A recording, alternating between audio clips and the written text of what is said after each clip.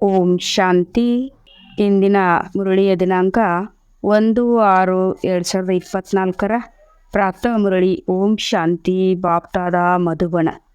ಮಧುರ ಮಕ್ಕಳೇ, ತಾವೆಲ್ಲರೂ ಪರಸ್ಪರ ಆತ್ಮಿಕ ಸಹೋದರಾಗಿದ್ದೀರಿ. ನಿಮ್ಮಲ್ಲಿ ಆತ್ಮಿಕ ಪ್ರೀತಿ ಇರಬೇಕಾಗಿದೆ. ಆತ್ಮನ ಪ್ರೀತಿ ಆತ್ಮನೊಂದಿಗಿರಲಿ, ಶರೀರದ ಜೊತೆ ಅಲ್ಲ. ಪ್ರಶ್ನೆ: ತಂದೆ ತಮ್ಮ ಮನೆ ಯಾವ ಅದ್ಭುತವಾದ ಮಾತನ್ನು ತಿಳಿಸಿದ್ದಾರೆ? ಉತ್ತರ: ನನ್ನ ಮನೆಗೆ ಬರುವ ಆತ್ಮರು ತಮ್ಮ ತಮ್ಮ ವಿಭಾಗದಲ್ಲಿ ತಮ್ಮ ನಂಬರ್ನಲ್ಲಿ ಸ್ಥಿತರಾಗುತ್ತಾರೆ. ಅವರು ಎಂದಿಗೂ ಸ್ಥಾನವನ್ನು ಬಿಟ್ಟು ಅಲುಗಾಡುವುದಿಲ್ಲ. ಅಲ್ಲಿ ಎಲ್ಲ ಧರ್ಮದ ಆತ್ಮರು ನನ್ನ ಸಮೀಪ ಇರುತ್ತಾರೆ. ಅಲ್ಲಿಂದ ನಂಬರ್ ವಾರಾಗಿ ತಮ್ಮ ತಮ್ಮ ಸಮಯದಲ್ಲಿ ಪಾತ್ರ ಅಭಿನಯಿಸಲು ಬರುತ್ತಾರೆ. ಈ ಅದ್ಭುತವಾದ ಜ್ಞಾನವು ನಿಮಗೆ ಇದೇ ಸಮಯದಲ್ಲಿ ಕಲ್ಪದಲ್ಲಿ ಒಂದೇ ಸಾರಿ ಸಿಗುತ್ತದೆ. ಈ ಜ್ಞಾನವನ್ನು ಬೇರೆ ಯಾರೂ ಕೊಡಲು ಸಾಧ್ಯವಿಲ್ಲ. ಓಂ ಶಾಂತಿ. ತಂದೆಯು ಕುಳಿತು ಮಕ್ಕಳಿಗೆ ತಿಳಿಸುತ್ತಾರೆ. ಮಕ್ಕಳಿಗೆ ಗೊತ್ತಿದೆ, ನಾವು ಆತ್ಮರಿಗೆ ತಂದೆಯು ತಿಳಿಸಿಕೊಡುತ್ತಾರೆ. ಹಾಗೂ ತಂದೆಯು ನಮ್ಮನ್ನು ಆತ್ಮಗಳ ತಂದೆ ಎಂದು ತಿಳಿಯುತ್ತಾರೆ. ಮತ್ಯಾರು ಎಂದಿಗೂ ತಿಳಿಸುವುದಿಲ್ಲ. ಇದನ್ನು ತಂದೆಯೇ ಆತ್ಮಗಳಿಗೆ ತಿಳಿಸುತ್ತಾರೆ. ಈ ಜ್ಞಾನದ ಪ್ರಾರಬ್ಧವನ್ನು ನೀವು ಹೊಸ ಪ್ರಪಂಚಕ್ಕೆ ನಂಬರ್ ವಾರ್ ಪುರುಷಾರ್ಥ ಅನುಸಾರವಾಗಿ ತೆಗೆದುಕೊಂಡು ಹೋಗುವವರಾಗಿದ್ದೀರಿ. ಈ ಪ್ರಪಂಚವು ಈಗ ಪರಿವರ್ತನೆಯಾಗುತ್ತದೆ. ಪರಿವರ್ತನೆ ಮಾಡುವವರು ತಂದೆಯಾಗಿದ್ದಾರೆ ಎಂಬ ನೆನಪೂ ಸಹ ಎಲ್ಲರಿಗೂ ಇರುವುದಿಲ್ಲ. ಇಲ್ಲಂತೂ ಸಮ್ಮುಖದಲ್ಲಿ ಕುಳಿತಿರುವಿರಿ ಮತ್ತು ಮನೆಗೆ ಹೋದ ನಂತರ ಇಡೀ ದಿನ ನಿಮ್ಮ ಉದ್ಯೋಗ ವ್ಯವಹಾರದಲ್ಲೇ ತೊಡಗಿಬಿಡುತ್ತೀರಿ. ತಂದೆ ಶ್ರೀಮತವಾಗಿದೆ. ಮಕ್ಕಳೇ, ಎಲ್ಲೇ ಇದ್ದರೂ ನೀವು ನನ್ನನ್ನು ನೆನಪು ಮಾಡಿರಿ. ಹೇಗೆ ಕನ್ಯೆಗೆ ತನಗೆ ಯಾವ ಪತಿ ಸಿಗುತ್ತಾರೆ ಎನ್ನುವುದು ತಿಳಿದಿರುವುದಿಲ್ಲ. ಭಾವಚಿತ್ರ ನೋಡಿದ ನಂತರ ಅವರ ನೆನಪೇ ಬರುತ್ತದೆ. ಎಲ್ಲಿದ್ದರೂ ಒಬ್ಬರನ್ನೊಬ್ಬರು ನೆನಪು ಮಾಡುತ್ತಾರೆ. ಇದು ದೈಹಿಕ ಪ್ರೀತಿಯಾಗಿದೆ. ಆದರೆ ಇಲ್ಲಿ ಆತ್ಮಿಕ ಪ್ರೀತಿ ಇದೆ. ಆತ್ಮಿಕ ಪ್ರೀತಿಯು ಯಾರ ಜೊತೆ? ಆತ್ಮಿಕ ತಂದೆಯು ಜೊತೆ, ಆತ್ಮಿಕ ಮಕ್ಕಳು ಮತ್ತು ಮಕ್ಕಳಲ್ಲಿಯೂ ಪರಸ್ಪರ ಸಹೋದರತ್ವದ ಪ್ರೀತಿ. ನೀವು ಮಕ್ಕಳಲ್ಲಿಯೂ ಸಹ ಬಹಳ ಪ್ರೀತಿ ಇರಬೇಕು. ಅಂದರೆ ಆತ್ಮಗಳ ಜೊತೆ ಆತ್ಮಗಳ ಪ್ರೀತಿಯೂ ಬೇಕು. ನೀವು ಮಕ್ಕಳಿಗೆ ಈ ಶಿಕ್ಷಣ ಈಗ ಸಿಗುತ್ತದೆ. ಆದರೆ ಪ್ರಪಂಚದ ಮನುಷ್ಯರಿಗೆ ಏನೂ ತಿಳಿದಿಲ್ಲ. ತಾವೆಲ್ಲರೂ ಸಹೋದರಾಗಿದ್ದೀರಿ ಅಂದ ಮೇಲೆ ಪರಸ್ಪರ ಅವಶ್ಯವಾಗಿ ಪ್ರೀತಿ ಇರಬೇಕು. ಏಕೆಂದರೆ ಒಬ್ಬ ತಂದೆಯ ಮಕ್ಕಳಾಗಿದ್ದೀರಿ ನೀವು. ಇದಕ್ಕೆ ಆತ್ಮಿಕ ಪ್ರೀತಿ ಎಂದು ಹೇಳುತ್ತಾರೆ. ನಾಟಕದನುಸಾರ ಕೇವಲ ಪುರುಷೋತ್ತಮ ಸಂಗಮಯುಗದಲ್ಲಿಯೇ ತಂದೆ ಬಂದು ಸಮ್ಮುಖದಲ್ಲಿ ಆತ್ಮಿಕ ಮಕ್ಕಳಿಗೆ ತಿಳಿಸುತ್ತಾರೆ ಮತ್ತು ತಂದೆ ಇಲ್ಲಿಗೆ ಬಂದಿದ್ದಾರೆ ಎಂದು ಮಕ್ಕಳು ತಿಳಿದುಕೊಂಡಿದ್ದೀರಿ. ನಾವು ಮಕ್ಕಳನ್ನು ಪವಿತ್ರ ಹೂಗಳನ್ನಾಗಿ ಮಾಡಿ ಪತಿತರಿಂದ ಪಾವನ ಮಾಡಿ ಜೊತೆಯಲ್ಲಿ ಕರೆದುಕೊಂಡು ಹೋಗುತ್ತಾರೆ. ಅಂದರೆ ಕೈ ಹಿಡಿದು ಕರೆದುಕೊಂಡು ಹೋಗುತ್ತಾರೆಂದಲ್ಲ. ಎಲ್ಲ ಆತ್ಮಗಳು ಹಕ್ಕಿಗಳು ಹೋಗುವ ರೀತಿಯಲ್ಲಿ ಹಾರಿ ಹೋಗುತ್ತಾರೆ. ಹೇಗೆ ಸ್ಥೂಲ ಮಾರ್ಗದರ್ಶಕರು ಇರುತ್ತಾರೆ ಮತ್ತು ಅವರ ಜೊತೆ ಇನ್ನೂ ಕೆಲವರು ಇರುತ್ತಾರೆ, ಮುಂದೆ ಕುಳಿತಿರುತ್ತಾರೆ. ಅವುಗಳಿಗೆ ಮಾರ್ಗದರ್ಶಕನಿರುತ್ತದೆ. ಅದರ ಜೊತೆ ಮುಂದಿನ ಭಾಗದಲ್ಲಿ ಇನ್ನೂ ಹಲವು ಮಾರ್ಗದರ್ಶಕ ಹಕ್ಕಿಗಳು ಇರುತ್ತವೆ. ಪೂರ್ಣ ಸಮೂಹವು ಒಟ್ಟಿಗೆ ಹೋಗುವಾಗ ಬಹಳ ಶಬ್ದವಾಗುತ್ತದೆ. ಸೂರ್ಯನ ಬೆಳಕನ್ನು ಮುಚ್ಚಿಬಿಡುತ್ತದೆ. ಅಷ್ಟು ದೊಡ್ಡ ಗುಂಪು ಇರುತ್ತದೆ. ನೀವು ಆತ್ಮಗಳ ಸಮೂಹ ಎಣಿಕೆ ಇಲ್ಲದಷ್ಟು ದೊಡ್ಡದು ಎಂದು ಎಣಿಕೆ ಮಾಡಲು ಸಾಧ್ಯವಿಲ್ಲ. ಇಲ್ಲಿ ಮನುಷ್ಯರನ್ನು ಎಣಿಸಲು ಸಾಧ್ಯವಿಲ್ಲ. ಜನಗಣತಿ ಮಾಡುತ್ತಾರೆ, ಆದರೆ ಕರಾರುವಕ್ಕಾಗಿ ಎಣಿಕೆ ಮಾಡಲು ಆಗುವುದಿಲ್ಲ. ಅನುಸಾರವಾಗಿ ಎಣಿಕೆ ಮಾಡಲು ಆಗುವುದಿಲ್ಲ. ಎಷ್ಟೊಂದು ಆತ್ಮಗಳಿದ್ದಾರೆ ಎಂದು ಇದರ ಲೆಕ್ಕವನ್ನು ತೆಗೆಯಲು ಸಾಧ್ಯವಿಲ್ಲ. ಸತ್ಯಯುಗದಲ್ಲಿ ಎಷ್ಟು ಮನುಷ್ಯರಿದ್ದರು ಎಂದು ಅಂದಾಜು ಮಾಡಲಾಗುತ್ತದೆ. ಏಕೆಂದರೆ ಕೇವಲ ಭಾರತವೇ ಉಳಿಯುತ್ತದೆ. ನಿಮ್ಮ ಬುದ್ಧಿಯಲ್ಲಿದೆ, ನಾವು ವಿಶ್ವದ ಮಾಲೀಕರಾಗಿದ್ದೆವು. ಆತ್ಮವು ಶರೀರದಲ್ಲಿದ್ದಾಗ ಜೀವಾತ್ಮರಾಗುತ್ತದೆ.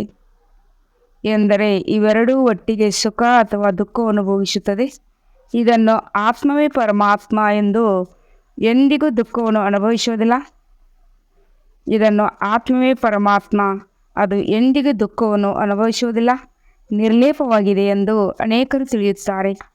ಇನ್ನೂ ಕೆಲವರು ನಾವು ನಮ್ಮನ್ನಂತೂ ಆತ್ಮ ಎಂದು ನಿಶ್ಚಯ ಮಾಡಿಕೊಳ್ಳುತ್ತೇವೆ, ಆದರೆ ತಂದೆಯನ್ನು ಎಲ್ಲಿ ನೆನಪು ಮಾಡುವುದು ಎಂದು ಹೇಳಿ ಈ ಮಾತಿನಲ್ಲಿಯೂ ಅನೇಕರು ತಬ್ಬಿಬ್ಬಾಗುತ್ತಾರೆ. ತಂದೆಯು ಪರಂಧಾಮ್ ನಿವಾಸಿಯಾಗಿದ್ದಾರೆ ಎಂದು ನಿಮಗೆ ತಿಳಿದಿದೆ. ತಂದೆ ತಮ್ಮ ಪರಿಚಯ ಕೊಟ್ಟಿದ್ದಾರೆ. ಎಲ್ಲೇ ನಡೆದಾಡುತ್ತಾ ತಿರುಗಾಡುತ್ತಾ ತಂದೆಯನ್ನು ನೆನಪು ಮಾಡಿರಿ. ತಂದೆ ಪರಂಧಾಮದಲ್ಲಿರುತ್ತಾರೆ. ನೀವು ಆತ್ಮರು ಸಹ ಅಲ್ಲಿನ ನಿವಾಸಿಗಳು. ನಂತರ ಇಲ್ಲಿ ಪಾತ್ರ ಮಾಡಲು ಬರುತ್ತೀರಿ. ಈ ಜ್ಞಾನವೂ ಸಹ ಈಗಲೇ ಸಿಕ್ಕಿದೆ. ನೀವು ದೇವತೆಗಳಿರುವಾಗ ಇಂತಿಂತಹ ಧರ್ಮದ ಆತ್ಮರು ಮೇಲಿದ್ದಾರೆ ಎನ್ನುವುದು ನೆನಪಿರುವುದಿಲ್ಲ. ಮೇಲಿನಿಂದ ಬಂದು ಹೇಗೆ ಶರೀರವನ್ನು ಧಾರಣೆ ಮಾಡಿ ಪಾತ್ರ ಅಭಿನಯಿಸುತ್ತೇವೆ ಎಂಬ ಚಿಂತನೆಯೂ ನಡೆಯುವುದಿಲ್ಲ. ತಂದೆಯು ಪರಂಧಾಮದಲ್ಲಿರುತ್ತಾರೆ, ಈ ಶರೀರದಲ್ಲಿ ಬಂದು ಪ್ರವೇಶ ಆಗುತ್ತಾರೆ ಎನ್ನುವುದೂ ಸಹ ಮೊದಲು ತಿಳಿದಿರಲಿಲ್ಲ. ಈಗ ಅವರು ತಾವು ಶರೀರದಲ್ಲಿ ಪ್ರವೇಶ ಮಾಡುತ್ತಾರೆಂದು ತಮ್ಮ ವಿಳಾಸ ತಿಳಿಸುತ್ತಾರೆ. ನೀವು ಶಿವ ಬಾಬಾ ಕೇರ್ ಆಫ್ ಪರಂಧಾಮ್ ಎಂದು ಬರೆದರೆ ಪರಂಧಾಮಕ್ಕಂತೂ ಪತ್ರ ಹೋಗಲು ಸಾಧ್ಯವಿಲ್ಲ. ಆದ್ದರಿಂದ ಶಿವ ಬಾಬಾ ಕೇರ್ ಆಫ್ ಬ್ರಹ್ಮ ಎಂದು ಬರೆಯುತ್ತೀರಿ ಮತ್ತು ಇಲ್ಲಿಯೇ ವಿಳಾಸ ಬರೆಯುತ್ತೀರಿ, ಏಕೆಂದರೆ ತಂದೆ ಇಲ್ಲೇ ಬಂದಿದ್ದಾರೆ ಎಂದು ನಿಮಗೆ ಗೊತ್ತಿದೆ. ಈ ರಥದಲ್ಲಿ ಪ್ರವೇಶ ಮಾಡುತ್ತಾರೆ. ಹಾಗೆ ನೋಡಿದರೆ ಆತ್ಮರು ಸಹ ಪರಂಧಾಮ್ ನಿವಾಸಿಗಳು. ನೀವು ಸಹೋದರಾಗಿದ್ದೀರಿ. ಸದಾ ಇದನ್ನೇ ತಿಳಿಯಿರಿ. ಇವರು ಆತ್ಮನಾಗಿದ್ದಾರೆ. ಇವರ ಹೆಸರು ಇಂಥದ್ದು. ಆತ್ಮವನ್ನು ಇಲ್ಲೇ ನೋಡುತ್ತೀರಿ, ಆದರೆ ಮನುಷ್ಯರು ದೇಹದ ಅಭಿಮಾನದಲ್ಲಿ ಬಂದು ಬಿಡುತ್ತಾರೆ. ತಂದೆಯು ಆತ್ಮ ಅಭಿಮಾನಿಗಳನ್ನಾಗಿ ಮಾಡುತ್ತಾರೆ, ತಿಳಿಸುತ್ತಾರೆ. ನೀವು ನಿಮ್ಮನ್ನು ಆತ್ಮ ಎಂದು ತಿಳಿಯಿರಿ ಹಾಗೂ ನನ್ನನ್ನು ನೆನಪು ಮಾಡಿರಿ. ಈ ಸಮಯದಲ್ಲಿ ತಂದೆ ತಿಳಿಸುತ್ತಾರೆ, ನಾನು ಇಲ್ಲಿಗೆ ಬಂದಿದ್ದೇನೆ ಮತ್ತು ಮಕ್ಕಳಿಗೆ ಜ್ಞಾನವನ್ನು ಕೊಡುತ್ತೇನೆ. ಹಳೆಯ ಕರ್ಮೇಂದ್ರಿಯಗಳನ್ನು ತೆಗೆದುಕೊಂಡಿದ್ದೇನೆ. ಅದರಲ್ಲಿಯೂ ಮುಖ್ಯವಾಗಿದೆ. ನಯನಗಳು ಇವೆ, ಆದರೆ ಜ್ಞಾನಾಮೃತವನ್ನು ಮುಖದಿಂದಲೇ ಸಿಗುತ್ತದೆ. ಗೋಮುಖವೆಂದು ಹೇಳುತ್ತಾರಲ್ಲವಾ, ಅರ್ಥಾತ್ ಇದು ತಾಯಿಯ ಮುಖವಾಗಿದೆ. ದೊಡ್ಡ ತಾಯಿಯ ಮೂಲಕ ನಿಮ್ಮನ್ನು ದತ್ತು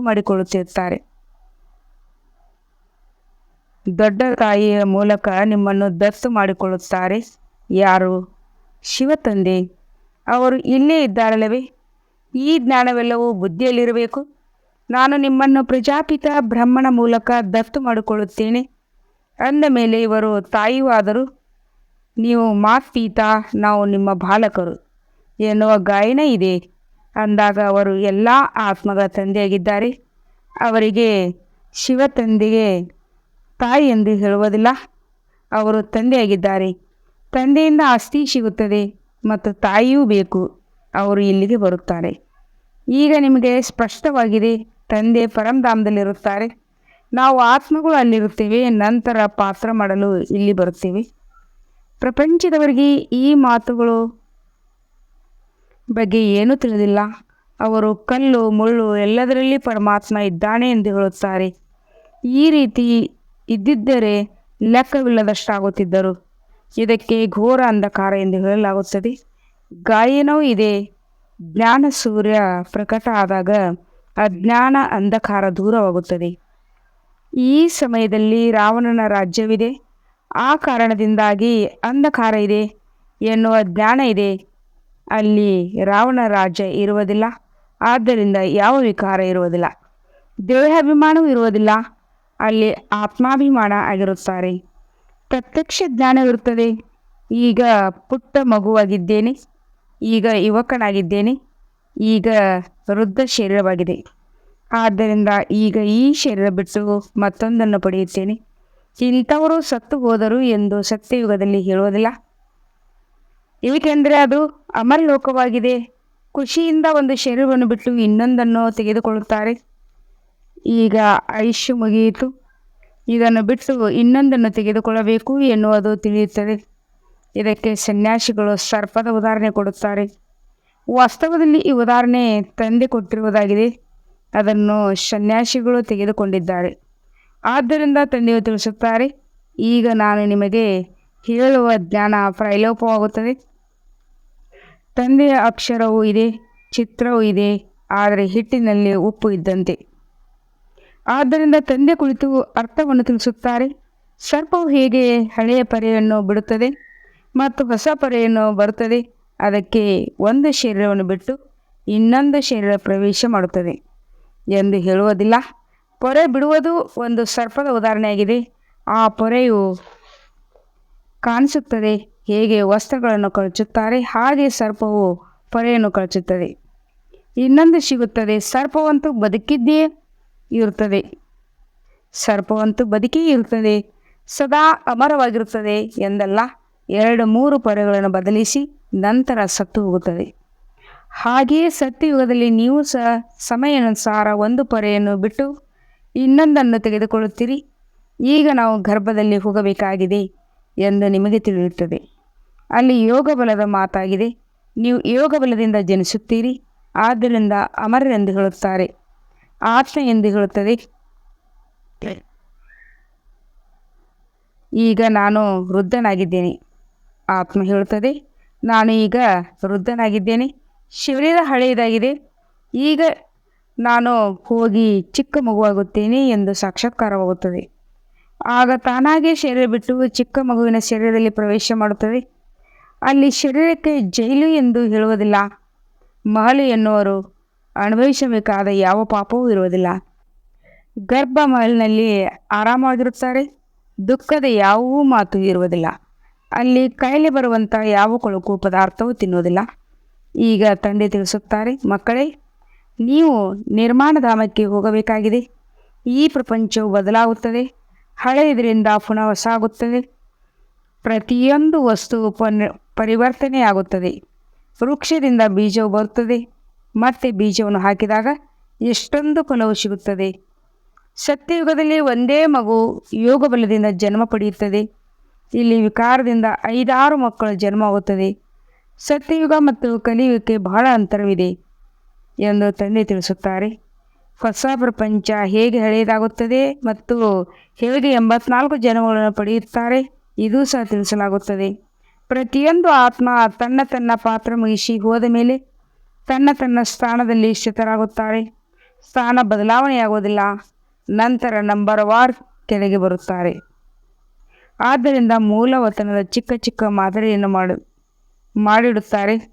ಎಲ್ಲ ಧರ್ಮದವರಿಗೆ ತಮ್ಮ ತಮ್ಮ ವಿಭಾಗಗಳಿವೆ. ದೇವಿ ದೇವತಾ ಧರ್ಮವು ಮೊದಲನೆಯದಾಗಿದೆ. ನಂತರ ಕ್ರಮೇಣ ಬರುತ್ತಾರೆ. ಹಾಗೆಯೇ ಹೋಗಿ ಸ್ಥಿತರಾಗುತ್ತಾರೆ. ನೀವು ಸಹ ನಂಬರ್ ವಾರ್ ಸೇರ್ಗಡೆಯಾಗಿ ಆ ಅಂಕಗಳನುಸಾರ ಸ್ಥಿತರಾಗುತ್ತೀರಿ. ತಂದೆ ಈ ವಿದ್ಯೆಯ ಕಲ್ಪದಲ್ಲಿ ಒಮ್ಮೆ ಮಾತ್ರವೇ ಇರುತ್ತದೆ. ಆತ್ಮಗಳ ವೃಕ್ಷ ಎಷ್ಟು ಚಿಕ್ಕದಾಗಿರುತ್ತದೆ, ಹೇಗೆ ನಿಮ್ಮದು ಇಷ್ಟು ದೊಡ್ಡ ವೃಕ್ಷವಾಗಿದೆ ಎಂದು ನೀವು ಮಕ್ಕಳು ದಿವ್ಯ ದೃಷ್ಟಿಯಿಂದ ನೋಡಿ. ಬಂದು ಇಲ್ಲಿ ಚಿತ್ರಗಳನ್ನು ರಚಿಸುತ್ತೀರಿ. ಆತ್ಮ ಎಷ್ಟು ಸೂಕ್ಷ್ಮವಾಗಿದೆ, ಶರೀರ ಎಷ್ಟು ದೊಡ್ಡದಾಗಿದೆ. ಎಲ್ಲ ಆತ್ಮಗಳು ಅಲ್ಲಿ ಹೋಗಿ ಕುಳಿತುಕೊಳ್ಳುತ್ತಾರೆ. ಬಹಳ ಕಡಿಮೆ ಸ್ಥಾನದಲ್ಲಿ ಸಮೀಪದಲ್ಲಿ ಹೋಗಿ ಕುಳಿತುಕೊಳ್ಳುತ್ತಾರೆ. ಮನುಷ್ಯರ ವೃಕ್ಷ ದೊಡ್ಡದಾಗಿದೆ. ಮನುಷ್ಯರಿಗೆ ನಡೆಯಲು, ತಿರುಗಾಡಲು, ಓಡಲು, ಆಟವಾಡಲು, ಓದಲು, ನೌಕರಿ ಮಾಡಲು ಸ್ಥಳವು ಬೇಕಲ್ಲವೇ?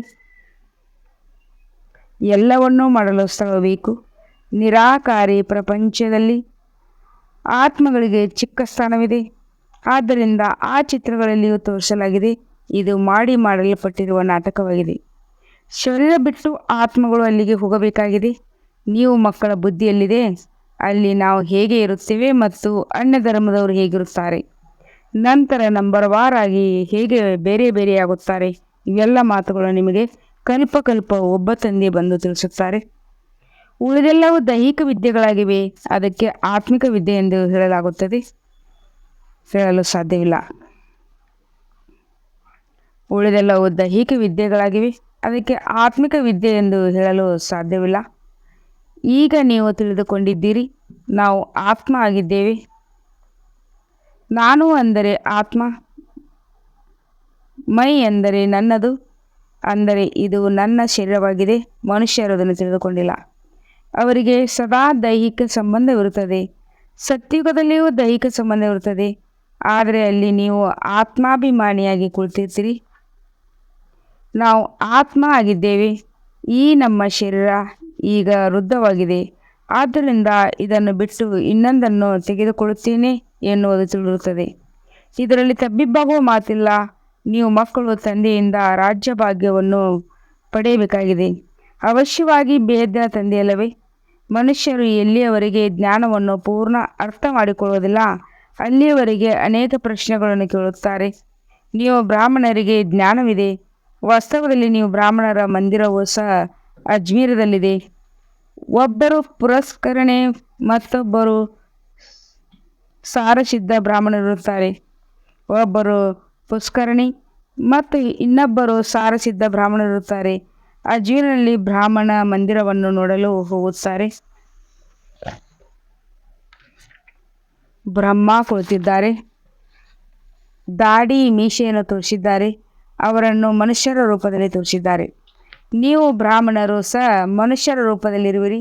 ಬ್ರಾಹ್ಮಣರಿಗೆ ದೇವತೆ ಎಂದು ಹೇಳುವುದಿಲ್ಲ. ಬ್ರಹ್ಮನ ಸಂತಾನವಾದ ನೀವೇ ಸತ್ಯ ಬ್ರಾಹ್ಮಣರಾಗಿರುವಿರಿ. ಅವರೇನು ಬ್ರಾಹ್ಮಣ ಸಂತಾನರಲ್ಲ. ಕೊನೆಯಲ್ಲಿ ಬಂದವರಿಗೆ ಏನೂ ತಿಳಿಯುವುದಿಲ್ಲ. ನಿಮ್ಮದು ಇದು ವಿರಾಟ ರೂಪವಾಗಿದೆ. ಇದು ಬುದ್ಧಿಯಲ್ಲಿ ನೆನಪಿರಬೇಕು. ಇದು ಸಂಪೂರ್ಣ ಜ್ಞಾನವಾಗಿದೆ. ಇದನ್ನು ನೀವು ಯಾರಿಗಾದರೂ ಬಹಳ ಚೆನ್ನಾಗಿ ತಿಳಿಸಬಹುದು. ನಾವು ಆತ್ಮಗಳು ತಂದೆಯ ಮಕ್ಕಳಾಗಿದ್ದೇವೆ. ಇದನ್ನು ಯಥಾರ್ಥವಾಗಿ ತಿಳಿದುಕೊಂಡು ಈ ನಿಶ್ಚಯವು ಬಹಳ ಪಕ್ಕ ಆಗಿರಬೇಕು. ಇದಂತೂ ಯಥಾರ್ಥವಾದ ಮಾತಾಗಿದೆ. ಎಲ್ಲ ಆತ್ಮಗಳ ತಂದೆ ಒಬ್ಬ ಪರಂಪಿತ ಪರಮಾತ್ಮನಾಗಿದ್ದಾರೆ. ಎಲ್ಲರೂ ಅವರನ್ನೇ ನೆನಪು ಮಾಡುತ್ತಾರೆ. ಮನುಷ್ಯರ ಬಾಯಿಂದ ಹೇ ಭಗವಂತ ಎಂದು ಅವಶ್ಯವಾಗಿ ಬರುತ್ತದೆ.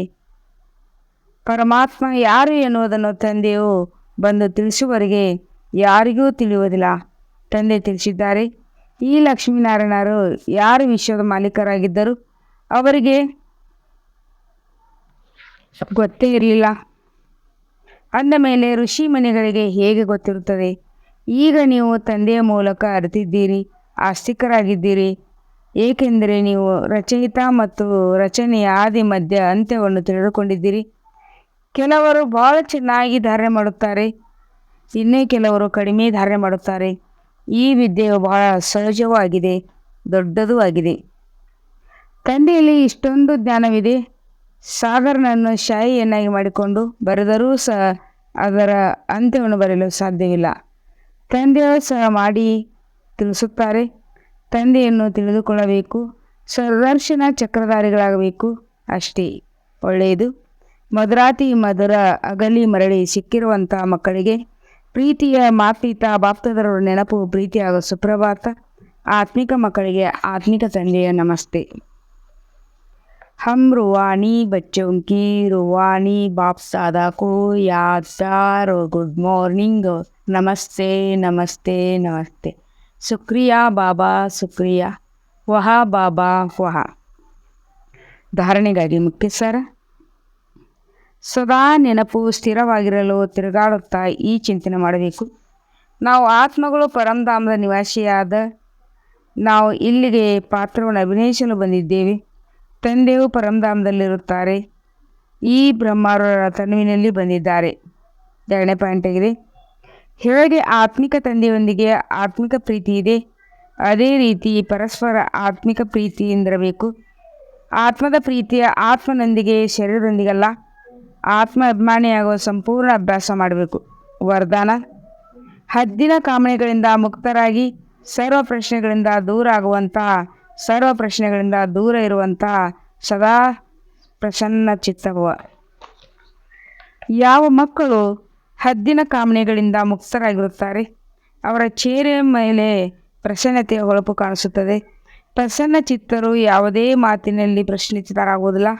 ಅವರು ಸದಾ ನಿಸ್ವಾರ್ಥಿಯಾಗಿದ್ದಾರೆ ಮತ್ತು ಎಲ್ಲರೂ ನಿರ್ದೋಷಿ ಎಂದು ಅನುಭವ ಮಾಡುತ್ತಾರೆ.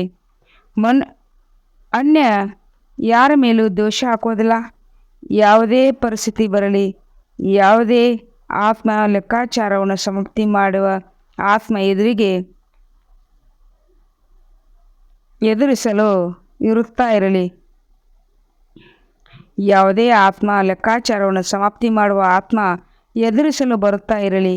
ಶರೀರದ ಕರ್ಮ ಭೋಗ ಎದುರಿಸುವ ಬರುತ್ತಾ ಇರಲಿ. ಆದರೆ ಸಂತುಷ್ಟತೆಯ ಕಾರಣ ಅವರು ಸದಾ ಪ್ರಸನ್ನಚಿತ್ತರಾಗುತ್ತಾರೆ. ಸ್ಲೋಗನ್ ಆಗಿದೆ: ವ್ಯರ್ಥದ ಚೆಕಿಂಗ್ ಗಮನದಿಂದ ಅಟೆನ್ಷನ್ನಿಂದ ಮಾಡಿ, ಹುಡುಗಾಟಿಕೆ ರೂಪದಲ್ಲಿ ಅಲ್ಲ. ವ್ಯರ್ಥದ ಚೆಕಿಂಗ್ ಅಟೆನ್ಷನ್ನಿಂದ ಮಾಡಿ, ಹುಡುಗಾಟಿಕೆಯಲ್ಲಿ ರೂಪದಲ್ಲಿ ಅಲ್ಲ. ಓಂ ಶಾಂತಿ.